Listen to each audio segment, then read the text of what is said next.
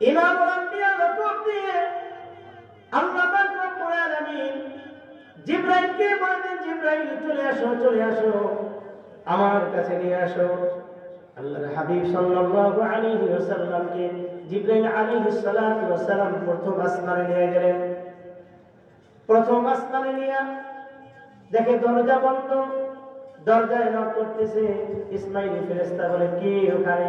বলে, আমি জিবরাইল, আমার সাথে মুহাম্মদ রাসূলুল্লাহ সাল্লাল্লাহু আলাইহি ওয়াসাল্লাম। ইসমাঈল বলে, মুহাম্মাদের জন্য কি আসমানের দরজা খোলার অনুমতি আছে? জিবরাইল আলাইহিস সালাতু ওয়াস সালাম বলে, অবশ্যই আল্লাহ রাব্বুল আলামিন অনুমতি দিয়ে দিয়েছে, তুমি দরজা খোলো। তাহলে এই কথা দ্বারা বোঝা যায় আসমানের দরজা আছে কি নাই? আরো জোরে বলেন। এখানে একটা শিক্ষার কথা বলবো আমার ভাইয়েরা, মুহাম্মদ সাল্লাল্লাহু আলাইহি ওয়াসাল্লামের জন্য আসমানের দরজা আছে, আল্লাহর হাবিবের জন্য আসমানের দরজা খুলে গেছে। তাহলে বোঝা যায় প্রত্যেক মানুষের জন্য, প্রত্যেকটা রূহের জন্য আলাদা আলাদা আসমানের দরজা আছে কি নাই? আমার ভাইয়েরা, আল্লাহর হাবিব সাল্লাল্লাহু আলাইহি ওয়াসাল্লামের জন্য আসমানের দরজা আল্লাহ পাক রব্বুল আলামিনের হুকুমে খুলে গেল। আপনার আমার জন্য আসমানের দরজা খোলা হবে কি হবে না? একটু জানার দরকার আছে কি নাই? আরো জোরে বলেন। খুব খেয়াল করে কথাটা শুনবেন। আল্লাহ পাক রব্বুল আলামিন বলেন সূরাতুল আ'রাফ 40 নম্বর আয়াত, একটু খেয়াল করে শুনেন।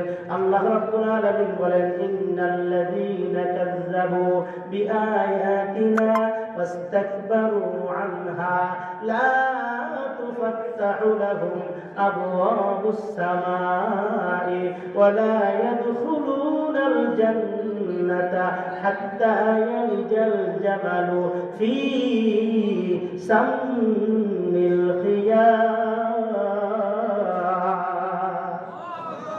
আরো জোরে আল্লাহু আকবার। আপনাদের আগ্রহ মনে নাই? আগ্রহ আছে? আর কিছুদিন চলবে? হ্যাঁ, আমার ভাইরা লক্ষ্য করে শুনুন।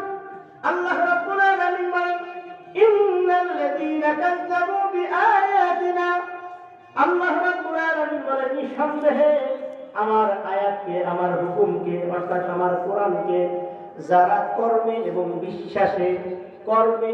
বিশ্বাসে অস্বীকার করবে, ইন্নাল্লাযীনা কাযযাবু বিআয়াতিনা, যারা কর্মে এবং বিশ্বাসে আমার আয়াতকে, আমার হুকুমকে, আমার কোরআনকে অবিশ্বাস করবে, আল্লাহ রাব্বুল আলামিন বলেন তাদের জন্য আসমানের দরজা খুলবে না।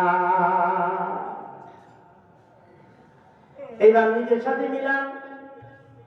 আমার একটা প্রশ্নের উত্তর দেন, আমরা কি কোরআনকে অস্বীকার করি না স্বীকার করি?